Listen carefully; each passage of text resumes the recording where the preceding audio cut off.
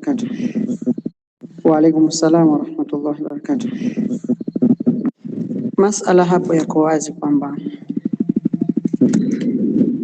je, huyo Shaabani anafaa kumwoa Halima, kwa maana kwamba mzee Abdallah na watoto wawili ambaye ni Juma na Pili.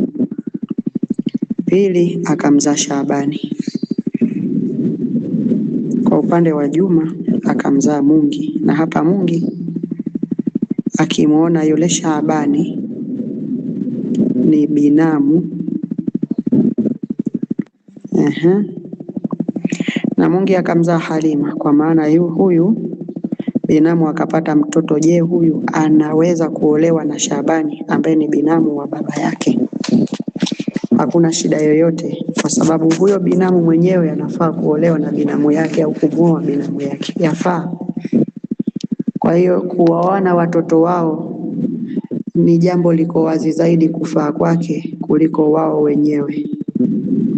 Ikiwa wao wenyewe wanafaa watoto wao kuoana, yani wao wenyewe kuoana binamu na binamu, basi watoto wao hakuna cha kuwakataza. Na mfano wa hilo ni kwamba Mtume sallallahu alaihi wasallam ni mtoto wa Abdullah mwana wa Abdul Muttalib. Ali ibn Abi Talib ni mtoto wa Abu Talib mwana wa Abdul Muttalib. Unakuta kwamba Mtume sallallahu alaihi wasallam na Ali ni mabinamu, ni madibinamu.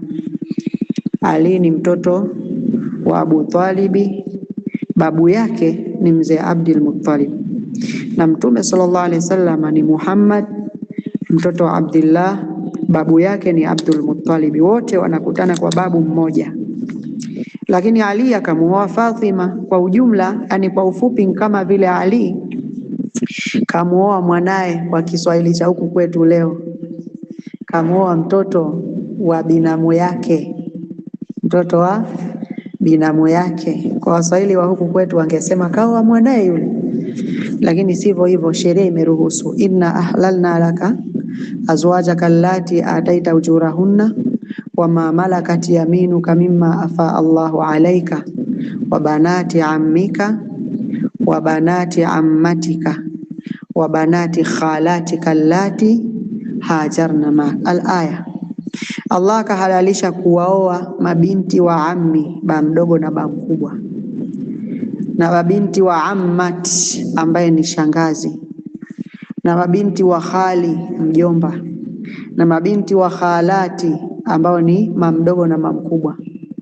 Kwa hakuna ubaya wote. Tayib, jambo lipo wazi hilo, jawabu lako liko wazi, lakini pamoja na hivyo tutakung'oa kwenye grupu letu, kwa sababu grupu ni la wanawake na wewe si mwanamke.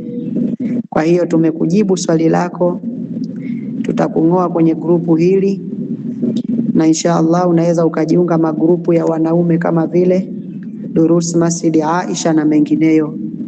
Barakallahu fikum.